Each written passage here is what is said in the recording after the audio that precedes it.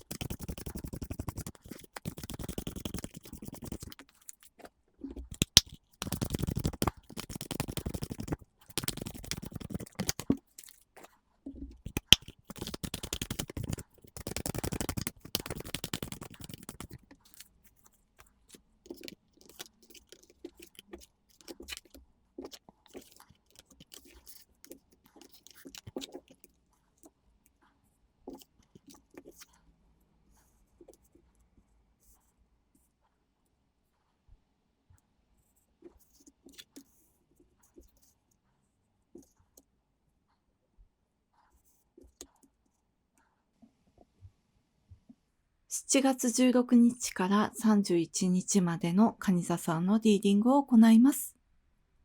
まずはお誕生日おめでとうございます。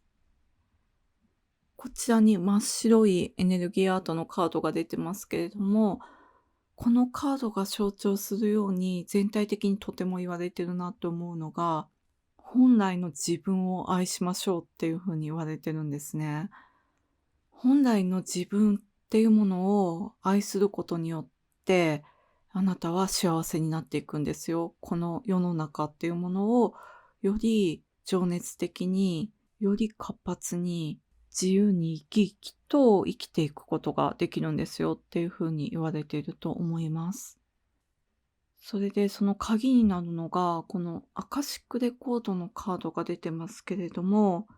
自分に与えられたギフト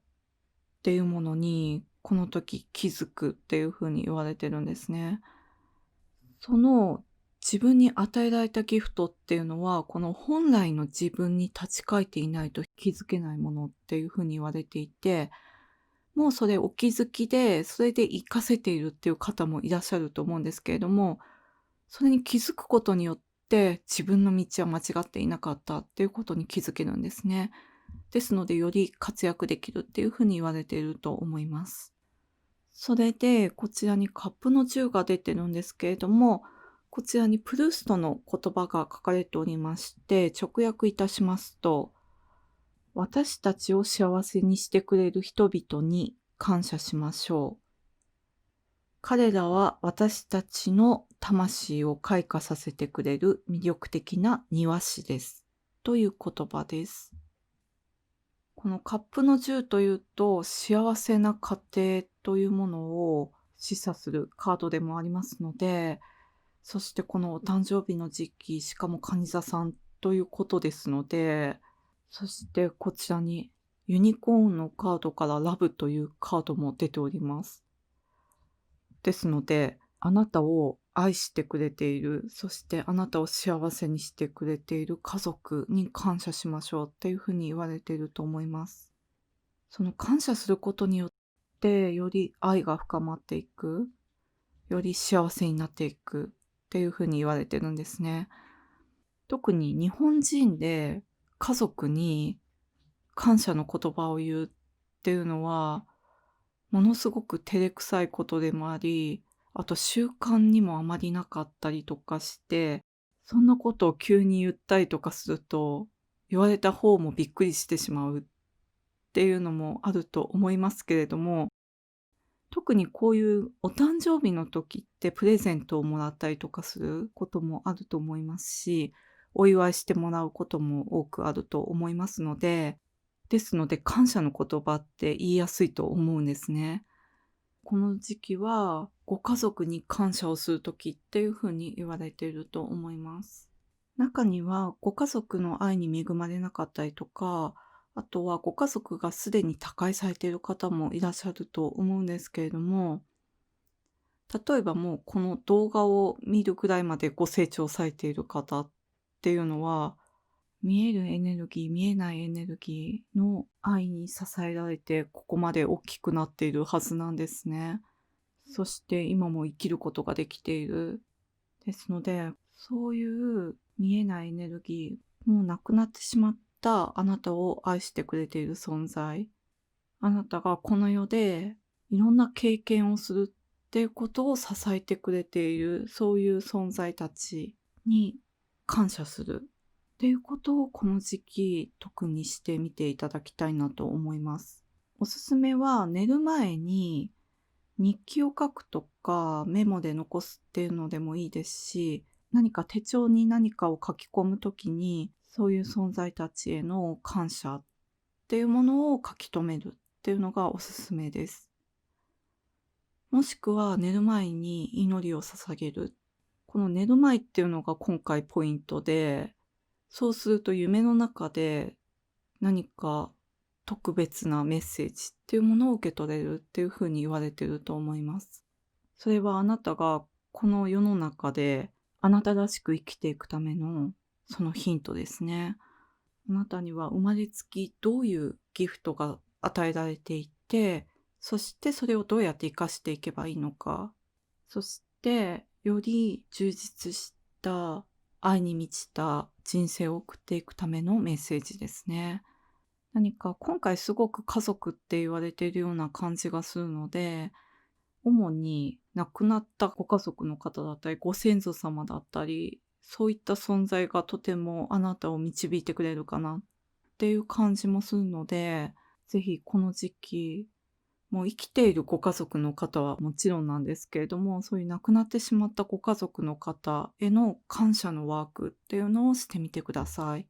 そして、このあなたに与えられたギフトなんですけれども、このラブというカードが出てますが、ご自身の愛情深さっていうものを活かせるものなんじゃないかなっていう感じがすごくするんですね。それを活かせてるか活かせてないかで、このソードの8とワンドのナイトの二手に分かれているっていうふうに言われていると思います。例えば、仕事も恋愛も全然うまくいかないっていうような方がいましたら、このご自身の愛情深さっていうものを活かせてないんですね。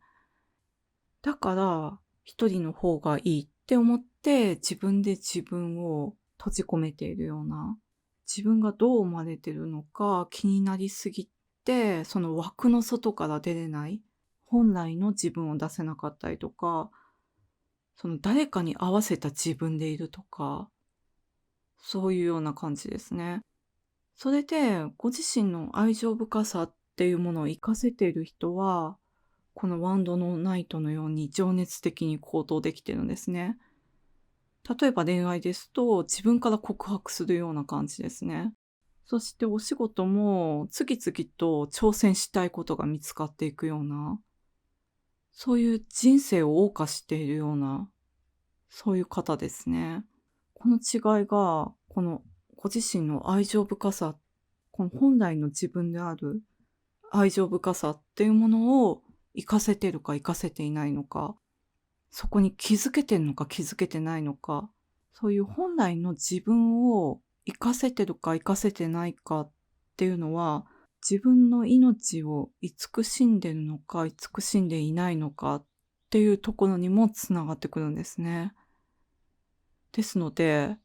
すごく体調がものすごく悪い人とものすごくいい人にも分かれるのかなっていうふうに思いました。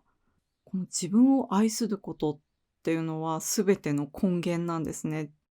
自分を愛することができていれば、お仕事もうまくいくし、恋愛もうまくいくし、だけれど自分を愛せてない人っていうのは人を愛することもできないし、人から愛されることもできないんですね。ですので、お仕事も自分に合わないお仕事を引き寄せてしまう。もしくはパワハラな職場とかを引き寄せてしまう。ですので、そういう方もしいらっしゃいましたら、もう根源に帰りましょうって言われてるんですね。自分の根源、本来の自分っていうものを見失っていませんかっていうふうに言われています。それで、この本来の自分っていうのがあとはこの生まれつき備わっているギフトですね。こういったものっていうのは、先ほど申し上げたような感謝のワークでヒントが得られるっていうこともあるんですけれども、もっと現実的で分かりやすいのが、こういう閉塞感に苦しんでいる方っていうのは、大抵幼少期に何かしらトラブルがあった方っていうのが多いんですね。例えばこのギフトのヒントになるのは、小さい頃に得意だったこと、小さい頃好きだったことなんですね。だけれど何かのきっかけで自分で封印してしまったようなこと。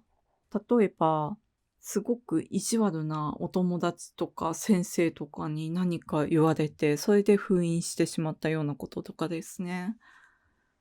それがあなたのこの愛情深さとつながっているからこそ、この自分を閉じ込めてしまう、自分の心を閉じ込めてしまう、そういうきっかけになっている。そういうような出来事が小さい頃あったんじゃないかなっていうふうに思いました。これは一部の方だと思うんですけれども、ちょうどこの時、遡りやすいと思うんですね、自分の記憶を。ですので、ぜひ、この時期、小さい頃を振り返ってみるっていうことをされてみてください。小さい頃何が好きだったのか全く思い出せないっていう方もいると思うんですけれども、例えばその時のアルバムを見てみるとか、あとはその時流行っていたアニメとか漫画とかゲームとか、そういったものを見てみる、遊んでみるっていうのも、この記憶を蘇らせるきっかけになると思いますので、もしご興味のある方いらっしゃいましたらしてみてください。